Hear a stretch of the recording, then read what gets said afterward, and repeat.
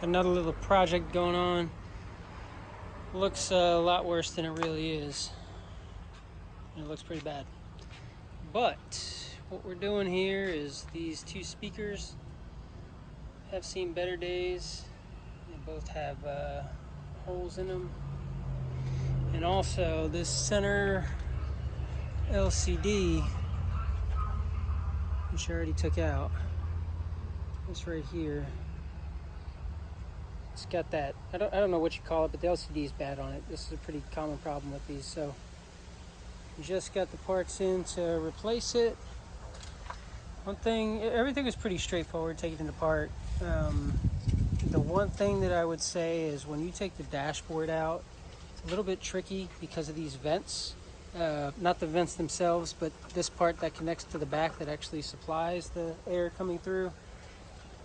Take the turn signals out and it makes it much easier because you can squeeze the little pins on the back of the vent that actually lets the vent come out of the dashboard frame.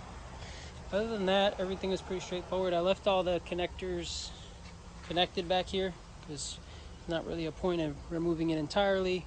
I just had to get the screws out of the back of the tachometer to be able to get to the to be able to have enough room to get this part out of there. And that's it. So to get to this point right here, it probably took maybe 15-20 minutes to get the parts back in. It'd probably take another 5 minutes and then get everything assembled here. So looking at around 45 minutes worth of work. Definitely less than an hour from beginning to end. So all right, let me get to it. So I got the first speaker put in, and it's a direct replacement. Basically, it fits perfectly, no modifications at all. Probably sounds like garbage, but if you're looking for something that's just a direct fit, you don't have to cut, you don't have to worry about depth issues, then this is it. And this is the box that it came in. Just ordered these right off Amazon. I think they're like $60, which is on the higher end of some of the other ones that I saw for what it is, but this is what the actual speaker looks like.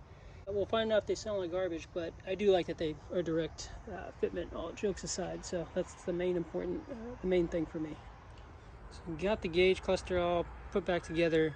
Do note that these they're not glued in very well, they're just pressed in. So some of them did fall out, which is why you didn't see them in the last video clip, but I just put them all back in. This one's empty, there's no light in there. And that's it, ready to put the cover back on. And then we can get the new speakers in. All right, so first part's done. Got the screen back in. Just gonna have to do that.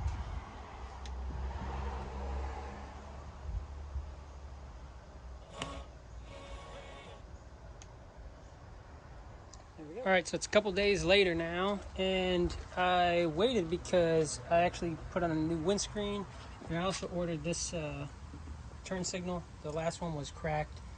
It did hit something. I don't know if he dropped it or just banged it in the garage or something, but this was cracked, and then there's this here, but nothing really on the mirror besides some minor scuffs. So everything works now though. The LCD is paired and the speakers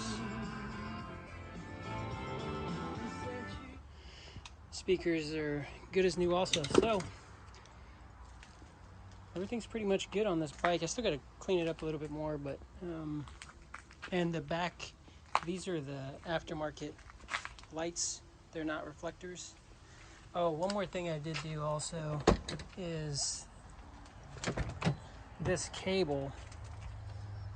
There's a cable in here, comes down, and it opens this bag on this side. This cable here, the last one was just old and binding, so it would not retract. So if you pull this, it should spring back. The last one didn't spring back. You would pull it and it would stay stuck in that position, and you'd have to reach in here and pull it out by hand in order to get it to latch again. But this one, I think it was like $15, something like that.